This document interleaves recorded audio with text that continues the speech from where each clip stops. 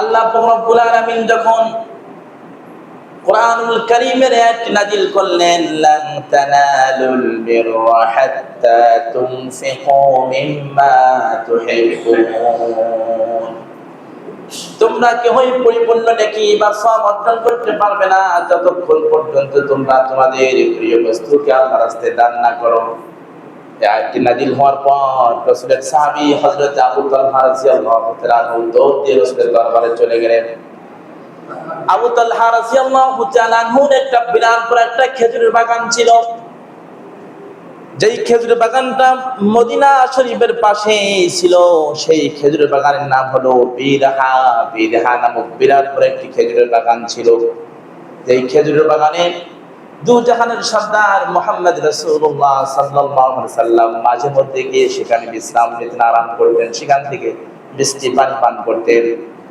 হযরত আবু তালহা রাদিয়াল্লাহু তাআলা আনহু আল্লাহ পাক এই আয়াতটি নাযিল করা মাত্র তিনি রাসূলের দরবারে চলে গেলেন আর গিয়ে বলেন, ইয়া রাসূলুল্লাহ, কেবলমাত্র আল্লাহ পাক কোরআন আয়াত নাযিল করে জানিয়ে দিলেন তোমরা কেউই পরিপূর্ণ নেকি অর্জন করতে পারবে না, সওয়াব অর্জন করতে পারবে না যতক্ষণ পর্যন্ত তোমাদের প্রিয় বস্তুকে আল্লাহর রাস্তায় দান না করো, সদকা না করো। ইয়া রাসূলুল্লাহ, আমার কাছে সবচেয়ে বড় প্রিয় হলো আমার এই বাগান বিরহা বাগান, আমার কাছে সবচেয়ে বড় প্রিয় মাহবুব। ইয়া রাসূলুল্লাহ, আমি ইয়া রাসূলুল্লাহ, আমি এই বাগানটিকে আমি আপনার কাছে সুপর্দ করলাম। ইয়া রাসূলুল্লাহ, আপনার ইচ্ছা মতো আপনি যেখানে ইচ্ছা আপনি এটাকে খরচ করে দিতে পারেন। সকলে বলি সুবহানাল্লাহ। বিরহা নামক একটা তার সবচেয়ে প্রিয় একটি বাগান ছিল, খেজুরের বাগান। সেই খেজুরের বাগানটি উনি আল্লাহর রাস্তায় দান করে দিয়ে বলেন, ইয়া রাসূলুল্লাহ, এই বাগানটাকে আপনাকে যেখানে যতটুকু ইচ্ছা খরচ করে আপনি খরচ করেন, আমি এটাকে এই বিরহা নামক পুরা বাগানটার খেজুরের বাগানটাকে আমি আল্লাহর রাস্তায় দান করে দিলাম। সকলে বলি সুবহানাল্লাহ। রাসূল কারীম সাল্লাল্লাহু আলাইহি ওয়াসাল্লাম বলেন, আবু তালহা, আমি তোমাকে একটা সুপরামর্শ দিতে চাই। আবু তালহা রাদিয়াল্লাহু তাআলা আনহু বলেন, ইয়া রাসূলুল্লাহ, বলেন। রাসূল কারীম সাল্লাল্লাহু আলাইহি ওয়াসাল্লাম বলেন, আবু তালহা, বরং এটাই ভালো হবে, ওই বিরহা নামক যে বাগানটা আছে, বাগানটা তোমার প্রতিবেশী যারা আছে, তোমার আত্মীয় স্বজন যারা আছে, তোমার চাচাতো ভাই, মামাতো ভাই, খালাতো ভাই যারা আছে, এটাই সবচেয়ে বেটার হবে। এটাকে তুমি সুন্দর করে ভাগ বন্টন করে তোমার প্রতিবেশী এবং তোমার আত্মীয় স্বজনদের মাঝে পুরা বাগানটারে তুমি ভাগ বন্টন করে দাও। সকলে বলি সুবহানাল্লাহ। তখন হযরত আবু তালহা রাদিয়াল্লাহু তাআলা আনহু বিরহা নামক বাগানটিরে তিনার আত্মীয় স্বজনদের মাঝে সব ভাগ বন্টন করে দিলেন। আছে কি বর্তমান যুগে এরকম মানুষ? হবে? এত সহজ পাল্লার মানুষের আর টেনে হেসড়ে নিয়ে আসে। তো যদি পরিপূর্ণ কেউ নেকি বন্টন করতে চায় তাদের জন্য একটাই কাজ, সেটা হলো আমাদের প্রিয় বস্তুকে আল্লাহর রাস্তায় দান করতে হবে, সদকা করে দিতে হবে, উৎসর্গ করে দিতে হবে। নচেত পরিপূর্ণ নেকি এবং সওয়াব আমরা কখনো অর্জন করতে পারবো না। রাসূল কারীম সাল্লাল্লাহু আলাইহি ওয়াসাল্লাম বলেছেন, যে ব্যক্তি দান করলো, সাদকা করলো, মান তাসাদদাকা বিআদলি তামারাতিন মিন কাসবিন হালালিন, যে ব্যক্তি দান করলো তার দান সাদকাটা যদি খেজুরের একটা সমপরিমাণ হয়, যে ব্যক্তি তার হালাল উপার্জন থেকে একটা খেজুর সমপরিমাণ অল্প কিছু অর্থ আল্লাহর রাস্তায় দান করলো। একটা খেজুর কত বড়? একটা খেজুর সমপরিমাণ তার হালাল উপার্জন থেকে যদি কোনো ব্যক্তি আল্লাহর রাস্তায় দান করে, লা ইয়াকবালুল্লাহু ইল্লা তাইয়্যিবা। হালাল কেন বলেছেন? হারাম উপার্জন থেকে আল্লাহর রাস্তায় পাহাড় সমপরিমাণ সদকা করলে সেটা আল্লাহর কাছে গ্রহণযোগ্য হবে না, কবুল হবে না। এজন্য রাসূল বলেছেন, যে ব্যক্তি খেজুরের সমপরিমাণ তার হালাল উপার্জন থেকে অল্প কিছু বস্তু আল্লাহর রাস্তায় দান করলো, সদকা করলো, ইন্নাল্লাহা তাআলা ইয়াকবালুহা বিয়ামিনিহি, আল্লাহ পাক রব্বুল আলামিন তার দান সদকাটাকে আল্লাহ পাক তার নিজ ডান হাত, তার নিজ কুদরতি, তার নিজ ডান কুদরতি হাত আল্লাহ পাক তার দান সদকাটারে কবুল করে নেন। তার ওই দান সদকাটুকুকে আল্লাহ পাক তার নিজ কুদরতি ডান হাত দিয়ে সেটাকে কবুল করে নেন। রাসূল কারীম সাল্লাল্লাহু আলাইহি ওয়াসাল্লাম বলেন, সুম্মা ইউরাব্বিহা লিসাহিবিহা কামা ইউরাব্বি আহাদুকুম, তোমরা যেরকম সন্তান লালিত পালিত করো, ফসল লালিত পালিত করো, তোমাদের এই সামান্যতম দান সাজদাকে আল্লাহ পাক রব্বুল আলামিন প্রতিপালিত করেন হাত্তা তাকুনা মিসকাল জাবাল, তোমাদের এই ক্ষুদ্রতম সাজদা হয়ে আল্লাহ পাক রব্বুল আলামিন লালন পালন করতে করতে এমন পর্যায়ে চলে যায় হাত্তা তাকুনা মিসকাল জাবাল, আল্লাহ পাক রব্বুল আলামিন সেটাকে পাহাড় সমতুল্য করে দেন। অতএব সুতরাং আমরা যদি দান সাজদা করি আমাদের উপকার, আর যদি দান সাজদা না করি আমাদের জন্য ক্ষতি হয়ে যাবে। এজন্য যতটুকু পারি আল্লাহর রাস্তায় আমরা দান করার চেষ্টা করব ইনশাআল্লাহ। কি কও? রাসূল কারীম সাল্লাল্লাহু আলাইহি ওয়াসাল্লাম বলেছেন, যারা দান করে, দান করলে অনেকগুলি লাভ, তার মধ্যে দুটি লাভের কথা বলেছেন।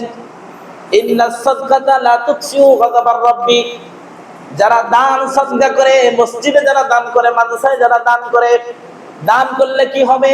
আল্লাহ পাক রব্বুল আলামিন যদি ওই বান্দা বান্দির প্রতি গুসা হয়ে যান, রাগান্বিত হয়ে যান, আপনি দান সাদকা করতে দেরি আল্লাহ পাক রব্বুল আলামিনের গুসা সাথে সাথে নিভে যায়। সুবহানাল্লাহ।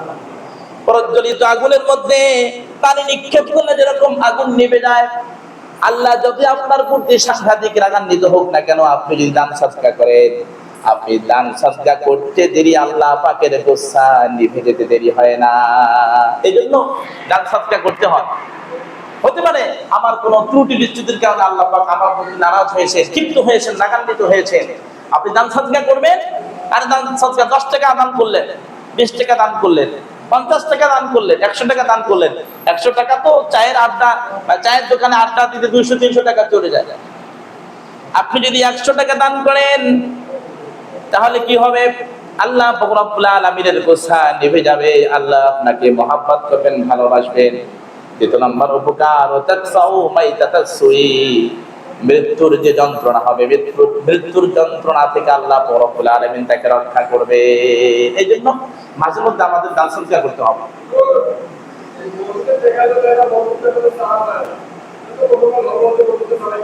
আচ্ছা, যদি আমরা মসজিদে 10 টাকা দিই লাভ কি হবে জানেন? মসজিদে যদি আমরা 10 টাকা দিই, আল্লাহ পাক আমাকে 100 টাকা দান করবেন।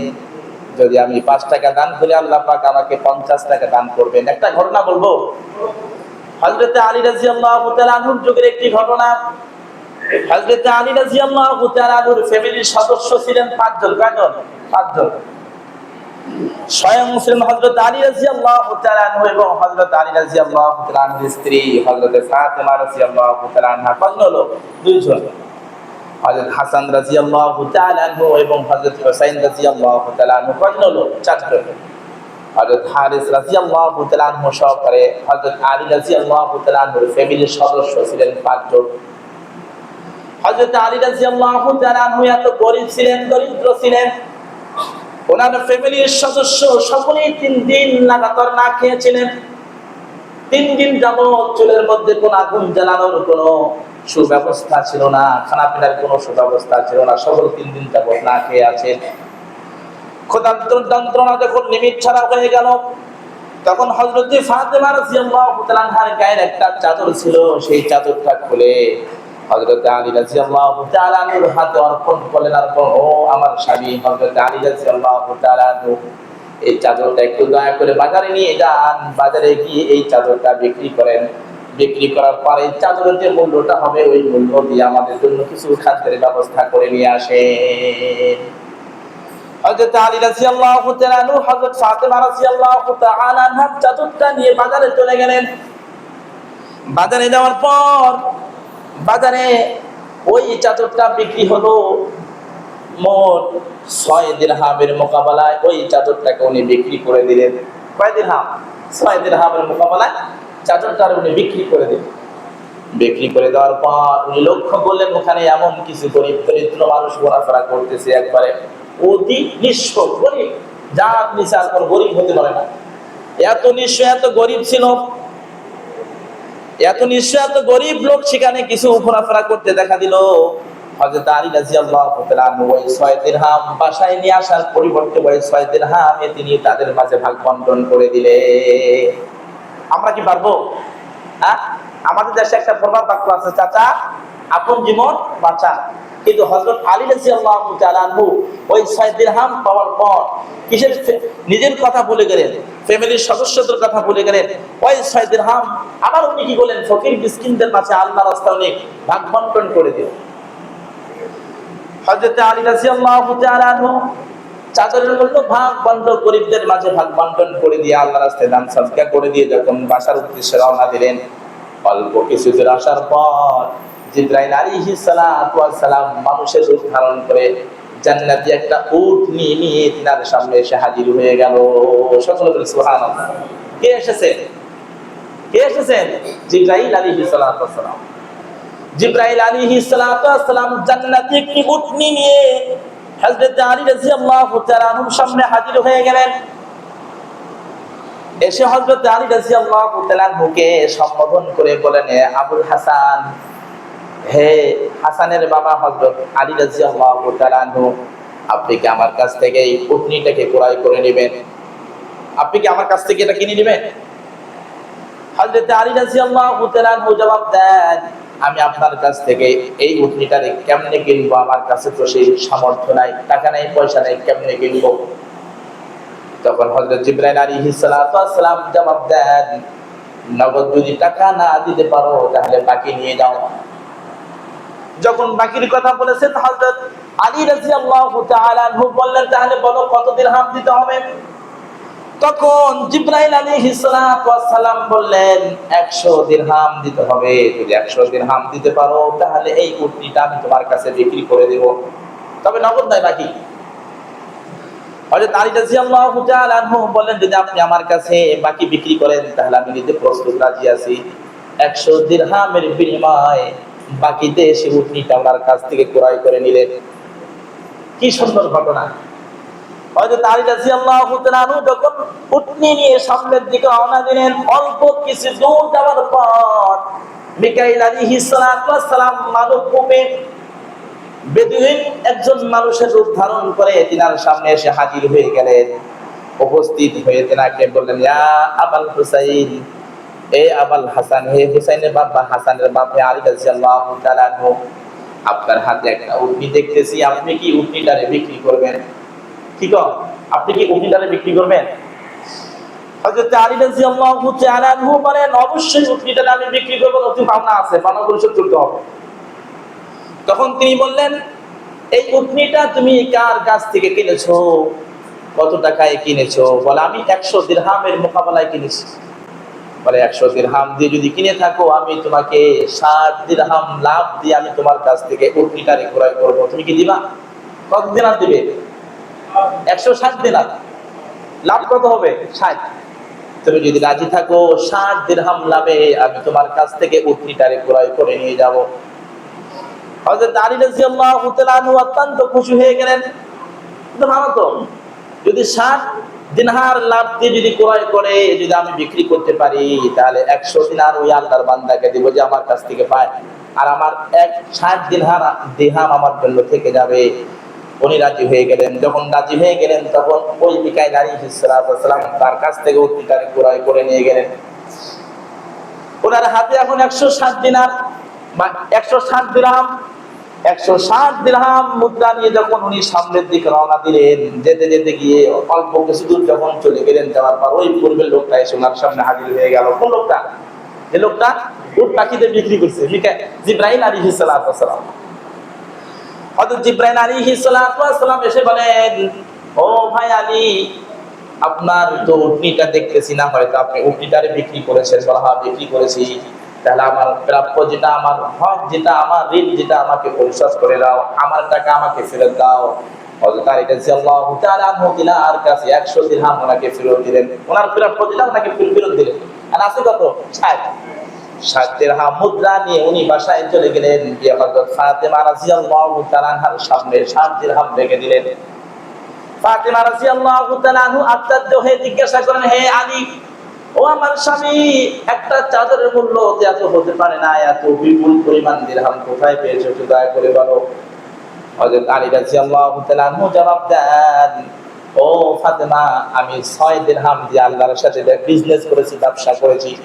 আল্লাহ রব্বুল আলামিন তার বিনিময়ে আমাকে 60 দিরহাম দান করেছেন। সকলে সুবহানাল্লাহ। উনি আল্লাহর সাথে ব্যবসা করেছেন কয় টাকা দিয়ে? 6। আল্লাহ তাকে কত দিয়েছেন? 60 টাকা দিয়েছেন। 6 দিরহাম দিয়ে আল্লাহর সাথে ব্যবসা করেছেন, আল্লাহ পাক তাকে 60 দিরহাম দান করেছেন। এখান থেকে বোঝা যায় যদি আমি আল্লাহর রাস্তায় 10 টাকা দান করি, আল্লাহ পাক আমাকে অবশ্যই 100 টাকা দান করবে, কোনো সন্দেহ নেই। আপনি পরীক্ষা করে দেখেন, আমি যদি মসজিদে 10 টাকা দান করি, আল্লাহ পাক আমাকে অন্য পাশে 100 টাকা দান করবে। আমি যদি 100 টাকা মসজিদে দান করি, আল্লাহ পাক আমাকে 1000 টাকা দান করবে। আমি যদি 1000 টাকা মসজিদে দান করি, আল্লাহ পাক অন্য পাশে আমাকে 1 লক্ষ টাকা দান করবে। আমি যদি 1 লক্ষ টাকা আল্লাহর রাস্তায় দান করি, আল্লাহ পাক যেভাবে অন্য মাধ্যমে আল্লাহ রব্বুল আলামিন আমাকে 1 কোটি টাকা দান করবে। কিন্তু বিশ্বাস থাকতে হবে। তাহলে মাদ্রাসা মসজিদে যদি আমি দান করি, উপকার আছে না নাই? বলে উপকার আছে না নাই? সেই মাদ্রাসা মসজিদ আজকে আমরা দান করতে চাই না। এই ঘটনাগুলো, এই কথোপকথনগুলো যখন হতেছিল, সেখানে দুজাহানের সর্দার মুহাম্মদ রাসূলুল্লাহ সাল্লাল্লাহু আলাইহি সাল্লাম আগমন করলেন আর বলেন, হে আলী, তুমি জানো যে লোকটা তোমার কাছে উটনি বিক্রি করেছে, তিনি কে, তুমি কি জানো? হযরত আলী রাদিয়াল্লাহু তাআলা আনহু জবাব দেন, ইয়া রাসূলুল্লাহ, না তো আমি তো জানি না উনি কে। রাসূল বলেন, তিনি ছিলেন হযরত জিবরাইল আলাইহিস সালাতু ওয়াস সালাম। তিনি কে ছিলেন? হযরত জিবরাইল আলাইহিস সালাতু ওয়াস সালাম। আবার তোমার কাছ থেকে যে উটনিটি 60 দিরহাম লাভ দিয়ে তোমার কাছ থেকে যিনি উটনিটি ক্রয় করেছেন, তিনি কে? বলো, ইয়া রাসূলুল্লাহ, ওনাকে তো আমি চিনি না। বলে, তিনি ছিলেন হযরত মিকাঈল আলাইহিস সালাতু ওয়াস সালাম। হে আলী, তুমি জানো তোমার সাথে এরকম ঘটনা হওয়াটাই স্বাভাবিক। তার কারণ আল্লাহ পাক তোমাকে এত বড় বড় 3টি রত্ন দান করেছেন, দামি রত্ন দান করেছেন। যে দামি 3টি রত্ন আল্লাহ পাক অন্য কাউকে দান করেন নাই। 1 নাম্বার রত্ন আল্লাহ পাক তোমাকে দান করেছেন আমার কলিজার টুকরা, সকল জান্নাতি রমণীদের সর্দার ফাতেমাতুজ জোহরা রাদিয়াল্লাহু তাআলা আনহা। এই ফাতেমাকে আল্লাহ পাক তোমার জন্য সিলেক্ট করেছেন। এই রত্ন আল্লাহ পাক অন্য কাউকে দান করেনি। 2 নাম্বার রত্ন আল্লাহ পাক তোমাকে দান করেছেন তোমার পুত্র 2 জন। আল্লাহ পাক রব্বুল আলামিন এরকম হাসান হুসাইনের মতো এরকম কোন সন্তান আল্লাহ পাক অন্য কাউকে দান করে নাই। তোমার হাসান হুসাইন পুত্রদ্বয় সমস্ত যুবক সমস্ত জান্নাতের যুবকদের সর্দার হবে। সুবহানাল্লাহ। হাসান হুসাইন রাদিয়াল্লাহু তাআলা আনহু জান্নাতের সমস্ত যুবকদের কি হবে? সর্দার হবে। এবং তার মা সমস্ত জান্নাতি রমণীদের কি হবে? সর্দার হবে। এবং 3 নম্বরে যে রত্নটি আল্লাহ পাক তোমাকে দান করেছেন, সেটা হলো তোমার শ্বশুর নবীকুলের সর্দার, সমস্ত নবীদের সর্দার মুহাম্মদ রাসূলুল্লাহ সাল্লাল্লাহু আলাইহি ওয়াসাল্লাম। তোমাকে যেরকম আল্লাহ পাক একটা দামি শ্বশুর দান করেছেন, পৃথিবীতে আর কাউকে এরকম একটা দামি শ্বশুর আল্লাহ দান করেন নাই। কি কোন কথা সত্য না? যে আল্লাহ পাক তোমাকে এত বড় বড় 3টি রত্ন দান করেছে, যে 3টি রত্ন আল্লাহ পাক পৃথিবীতে অন্য কাউকে দান করেন নাই। 1 নম্বরে কি? ফাতিমা রাদিয়াল্লাহু তাআলা আনহা, তিনি সমস্ত জান্নাতি রমণীদের সর্দার হবে। এবং 2 নম্বরে হাসান হুসাইন, যিনি সমস্ত জান্নাতি যুবকদের সর্দার হবে। 3 নম্বরে দুই জাহানের সর্দার মুহাম্মদ রাসূলুল্লাহ সাল্লাল্লাহু আলাইহি ওয়াসাল্লাম। তো এই ঘটনা থেকে আমরা কি বুঝতে পারলাম? এই ঘটনা থেকে আমরা এটাই বুঝতে পারলাম, আপনি যদি আল্লাহর রাস্তায় 10 টাকা দান করি, আল্লাহ পাক সেটাকে বৃদ্ধি করে আল্লাহ পাক 1 টাকার বিনিময়ে আপনাকে কত গুণ দান করবেন? 10 গুণ দান করবেন।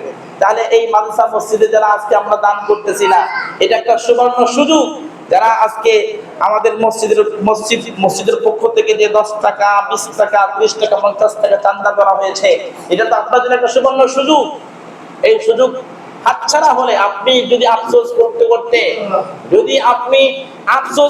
করতে যদি আপনার বেলাটো ধরে, ওই আফসোসে আর কোনো কাজে আসবে না। আল্লাহ পাক রব্বুল আলামিন বলেছেন, ওয়ানফিকু মিম্মা রাযাকনাকুম মিন ক্বাবলি আন ইয়াতি আহাদাকুমুল মাউত। হে আমার মুমিন বান্দা বান্দিরা, তোমাদের মৃত্যু সময় আসার পূর্বে তোমরা আমার দেওয়া রিজিক থেকে দান সদকা করো। তার কারণ তোমাদের প্রত্যেকের যখন মৃত্যুর সময় ঘনিয়ে আসবে, মালাকুল মাউত আজরাইল যখন তোমাদের সামনে এসে হাজির হয়ে যাবে, তখন প্রত্যেকেই আল্লাহ আমার কাছ থেকে অনুমতি চাবে, আল্লাহ আমার একটু সময়, আমার হায়াতটা একটু দীর্ঘায়িত করে দাও, আমার মৃত্যুটা একটু পিছিয়ে দাও, একটু পিছিয়ে দাও, যাতে করে আমি একটু হায়াত পেয়ে আমার জীবনে আমার নিজের ব্যক্তিগত উপার্জিত যত সম্পদ আছে, যত টাকা আছে, যত অর্থ আছে, আল্লাহ সব অর্থ সমস্ত টাকা পয়সা তোমার রাস্তায় দান সাজদা করে দিয়ে আমি তোমার নেককার বান্দাদের অন্তর্ভুক্ত হয়ে আমি পৃথিবীর থেকে বিদায় নিয়ে যাব। কিন্তু আমার সুযোগ দিবে না। আল্লাহ বলতেছে তোমার মৃত্যুর সময় আসার আগে যতটুকু পারো দান সাজদা করে যাও, নতুবা মালাকুল মউত যখন আসবে তুমি যদি বলো আল্লাহ আমাকে বেশি না অর্ধেক দিনের সময় দাও, 12 ঘন্টা সময় দাও, 12 ঘন্টা যদি না দাও 6 ঘন্টা সময় দাও, 6 ঘন্টা যদি সময় না দাও 3 ঘন্টা সময় দাও, 3 ঘন্টা যদি 1.5 ঘন্টা, 1.5 ঘন্টা যদি না দাও কমপক্ষে আল্লাহ আমাকে আধা ঘন্টা হলেও সময় দাও, আধা ঘন্টা যদি না আল্লাহ কমপক্ষে আমাকে 1 মিনিটের জন্য সময় দাও, 1 মিনিট যদি না আল্লাহ আমাকে 1 সেকেন্ডের জন্য সময় দাও, 1 সেকেন্ডের জন্য আপনাকে সময় দেওয়া হবে না। এই জন্য সময় থাকতে সুযোগ থাকতে আমাদের আল্লাহ রাস্তায় কিছু দান করে যেতে হবে। ঠিক আছে? দাঁত থাকতে মানুষ দাঁতের মর্যাদা বোঝে না, যখন দাঁত পড়ে যায় আহা রে আহা কি করলাম। যখন যুবক বয়স ছিল তখন তো যেটা আছে সেটা খেয়ে দাঁতগুলো সব শেষ করে দিয়েছে। এখন যদি ওইভাবে যুবক বয়সে দাঁতগুলো নষ্ট না করতাম আজকে এখনো পর্যন্ত যুবক বুড়া বৃদ্ধ বয়সে ওই দাঁতগুলো দিয়ে আজকে শক্ত কিছু আমি খেয়ে বা চাবিয়ে হজম করতে পারতাম। কিন্তু এখন আফসোস কি লাভ আছে? এখন আর আফসোস করে লাভ নাই। মা বাবা যখন তাকে মা বাবার কদর করে না, মা বাবার সাথে খারাপ আচরণ করে, খারাপ ব্যবহার করে, যখন মা বাবা মারা যায় হায় রে কত চুমা খায়, কত কান্দে, কত কি মনে হয় যে পৃথিবীতে সবচেয়ে মা বাবাকে ভালোবাসে, অথচ যখন জিন্দা ছিল জীবিত ছিল মা বাবার সাথে খারাপ ব্যবহার করেছে, দুর্ব্যবহার করেছে, মা বাবার খোঁজ খবর নেয় নাই। শ্বশুর বাড়িতে দেখা গেল যে একবারে মিষ্টির কার্টুন, তারপরে যা লাগে একবারে আপনার খোরমা পোলাও, শ্বশুর বাড়িতে একবারে আপনার আঙ্গুর ফল, তারপর কমলা আপেল যা লাগে সব নিয়ে যায়, অথচ বছরের পর বছর মা বাবার একদিন একটু একটু খোঁজ খবর নিল না, মা আজকে তুমি কি খেয়েছো, বাবা আজকে তুমি খেয়েছো। যখন মারা যায় আরে কত মহব্বত, কত ভালোবাসা, কিন্তু এখনকার এই মহব্বত ভালোবাসা কোনো কাজে আসবে না। এজন্য আমাদের সময় থাকতে মৃত্যুর আগে আমাদের একটু দান সাজদা করে যাওয়া উচিত, আমাদের আল্লাহর রাস্তায় কিছু দিয়ে দেওয়া উচিত। এটা কি হবে? আমার পরকালের জন্য পুঁজি হিসেবে থেকে যাবে, এটা পরকালের জন্য আমার বিরাট করে একটু উপকারে আসবে। আল্লাহ পাক আমাদের সকলকে আল্লাহর রাস্তায় কিছু দান সাজদা করার তৌফিক দান করেন সকলকে, আমিন।